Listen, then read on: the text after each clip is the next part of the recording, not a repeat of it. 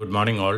ഞാൻ Ramakrishnan T B, SEBI registered research അനലിസ്റ്റാണ്. ഈ ഓഡിയോ കേട്ടതിന് ശേഷം ഡിസ്ക്ലെയിമർ കൂടി വായിച്ചു നോക്കണമെന്ന് താല്പര്യപ്പെടുന്നു.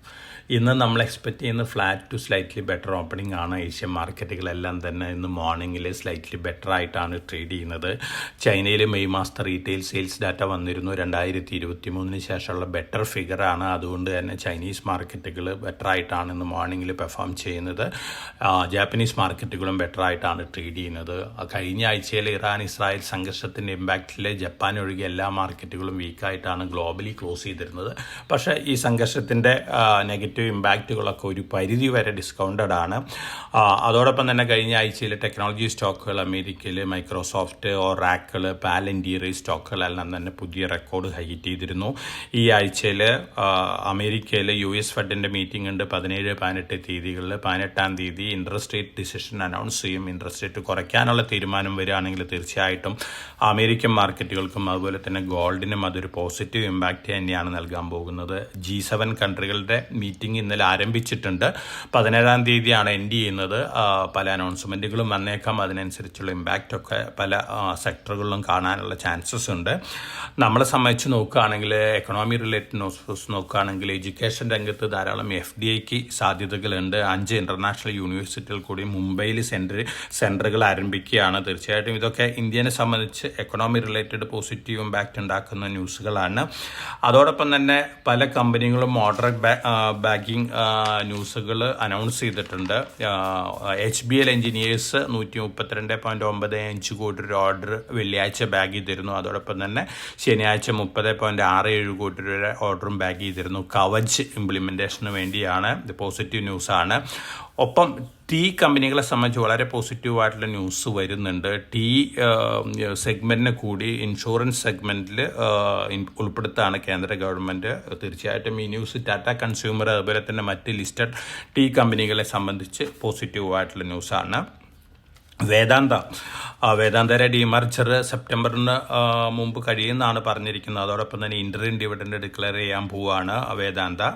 ഒപ്പം തൂത്തുക്കുടിയിലുള്ള സ്റ്റെർലൈറ്റ് കോപ്പർ കോടതി വിധി അനുസരിച്ച് അവിടെയുള്ള ഡേഞ്ചറസ് സബ്സ്റ്റൻസുകളെല്ലാം മാറ്റിയിരിക്കുകയാണ്. ഒരുപക്ഷെ വീണ്ടും വേദാന്ത ഈ പ്ലാന്റ് റീഓപ്പൺ ചെയ്യാനുള്ള ഒരു അപ്ലിക്കേഷൻ കൊടുക്കുന്നുള്ള റിപ്പോർട്ടുകളുണ്ട്. അങ്ങനെ വരികയാണെങ്കിൽ വേദാന്തനെ സംബന്ധിച്ച് ന്യൂസ് പോസിറ്റീവാണ്. MSCI ഇൻഡെക്സുകൾ ഓഗസ്റ്റ് റീഷഫിളിൽ ഒരുപക്ഷെ സ്വിഗ്ഗി, വാരി എനർജീസൊക്കെ ഇൻക്ലൂഡ് ചെയ്യാനായിട്ട് സാധ്യതകളുണ്ടെന്ന് റിപ്പോർട്ടുകൾ വരുന്നുണ്ട്. തീർച്ചയായിട്ടും ഈ കമ്പനികളെ സംബന്ധിച്ചത് ലോങ് റണ്ണിൽ പോസിറ്റീവാണ്. Adani green energy NSE ESG ഇൻഡെക്സിൽ പവർ സെക്ടറിൽ നിന്ന് ഏറ്റവും ഹയസ്റ്റ് റേറ്റിംഗ് ഉള്ള ഒരു കമ്പനിയായിട്ട് മാറിയിരിക്കുകയാണ്. അതോടൊപ്പം തന്നെ അഡാനി പോർട്ട് ഉണ്ട്, അഡാനി പവർ ഉണ്ട്, അഡാനി എൻ്റർപ്രൈസ് ഒക്കെ ഉണ്ട്. ഈ കമ്പനികളുടെ ESG റേറ്റിംഗും മറ്റ് കമ്പനികളെക്കാളൊക്കെ ബെറ്ററാണ്. പോസിറ്റീവ് ന്യൂസാണ്. ഒപ്പം നമ്മൾ ഇസ്രായേൽ ഇറാൻ സംഘർഷത്തിൻ്റെ ആഫ്റ്റർ എഫക്റ്റ് എന്ന് പറയുന്നത് കൺസ്ട്രക്ഷൻ ആക്ടിവിറ്റീസ് യുദ്ധത്തിന് ശേഷം രാജ്യങ്ങളിൽ കൂടും. അതോടൊപ്പം തന്നെ ഫാർമസ്യൂട്ടിക്കൽ ഐറ്റത്തിനൊക്കെ വലിയ രീതിയിലുള്ള ഡിമാൻഡ് കൂടും. അങ്ങനെ വരുമ്പോൾ തീർച്ചയായിട്ടും ഇന്ത്യൻ ഫാർമസ്യൂട്ടിക്കൽ കമ്പനികളെ സംബന്ധിച്ച് പോസിറ്റീവാണിത്. ബയോകോൺ, ഡോക്ടർ റെഡ്ഡീസ്, അതുപോലെ തന്നെ Mankind pharma, Wockhardt limited, Jubilant pharma, Gland pharma, Concord biotech, ഈ കമ്പനികളെ സംബന്ധിച്ചൊക്കെ ഈ ന്യൂസ് ഫ്ലോസ് വളരെ പോസിറ്റീവാണ്. അതോടൊപ്പം തന്നെ നമ്മൾ IPO സെഗ്മെൻറ്റ് നോക്കുകയാണെങ്കിൽ മെയിൻ ബോർഡ് IPO ഇപ്പോൾ ഓപ്പൺ ആയിട്ടുള്ളൊരു IPO ഉണ്ട്. ആ IPOയിൽ ഇൻവെസ്റ്റേഴ്സിന് അപ്ലൈ ആവുന്നതാണ്. അതോടൊപ്പം തന്നെ ഇന്ന് ആരംഭിക്കുന്ന SME NSE IPO ഉണ്ട്. പാട്ടീൽ ഓട്ടോമേഷൻ ലിമിറ്റഡ് ആണ്. 120 അപ്പർ പ്രൈസ് ബാൻഡ് വരുന്നത്. ലോട്ട് 1200 ലിസ്റ്റിംഗ് ഗെയിൻ കിട്ടാൻ സാധ്യതയുള്ള ഒരു IPO ആണ്. അതോടൊപ്പം തന്നെ നാളെ ആരംഭിക്കുന്ന ഒരു IPO കൂടിയുണ്ട്. എപ്പിൾട്ടൺ എഞ്ചിനീയേഴ്സ് ലിമിറ്റഡ് ആണ്. ഈ IPO നല്ലൊരു IPO ആണ്. NSE SME ആണ്.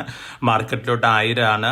128 അപ്പർ പ്രൈസ് ബാൻഡ് വരുന്നത്. ഈ IPOയിലും അപ്ലൈ ചെയ്ത് അലോട്ട്മെൻറ്റ് കിട്ടുകയാണെങ്കിൽ ലിസ്റ്റിംഗ് ഗെയിൻ കിട്ടാൻ സാധ്യതയുള്ള IPOs ആണ്. ഒപ്പം മെയിൻ ബോർഡ് IPO ഓപ്പൺ ആയിട്ടുള്ള ഓസ്വാൾ പമ്പ്സ് ആണ്.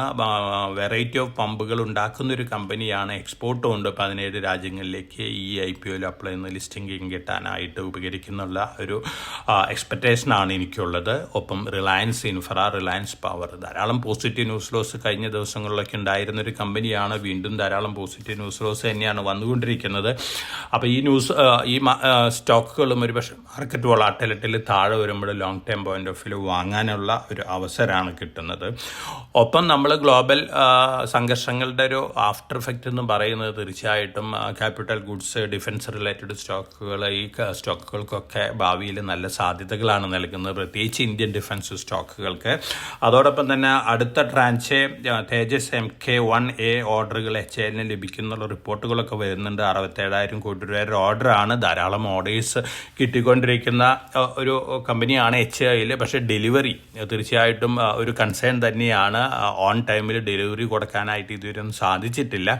അതിൻ്റെ ഒരു ലാഗൊക്കെ ഒരു പക്ഷേ സ്റ്റോക്ക് പ്രൈസിൽ കണ്ടേക്കാം.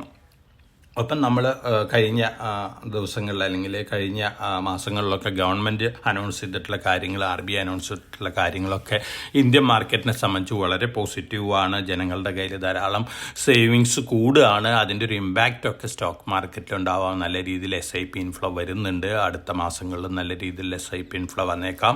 അതുകൊണ്ട് തന്നെ നമ്മൾ ഇന്ത്യൻ മാർക്കറ്റിനെ സംബന്ധിച്ച് നമ്മൾ എക്സ്പെക്റ്റ് ചെയ്യുന്നത് ദീപാവലിക്ക് മുമ്പ് പുതിയ റെക്കോർഡ് ഹൈറ്റ് എന്നുള്ളൊരു കാര്യമാണ്. അപ്പോൾ വളരെ ഒപ്റ്റിമിസ്റ്റിക് ആയിരിക്കുക. സംഘർഷങ്ങളുടെ ആഫ്റ്റർ എഫക്റ്റ് ഗ്ലോബൽ മാർക്കറ്റുകളുണ്ടായേക്കാം. അതിൻ്റെ വോളാറ്റിലിറ്റി ഒക്കെ ഗ്ലോബൽ മാർക്കറ്റുകളുടെ പോലെ തന്നെ ചെറുതായിട്ടെങ്കിലും ഇന്ത്യൻ മാർക്കറ്റിലൊക്കെ ഉണ്ടായേക്കാം. അപ്പോൾ എവരി ഫാളിൽ long term point of view വാങ്ങാനുള്ള ഒരു അവസരമായിട്ട് ഇത്തരത്തിലുള്ള മാർക്കറ്റ് വോളാറ്റിലിറ്റിനെ കണ്ടാൽ മതി.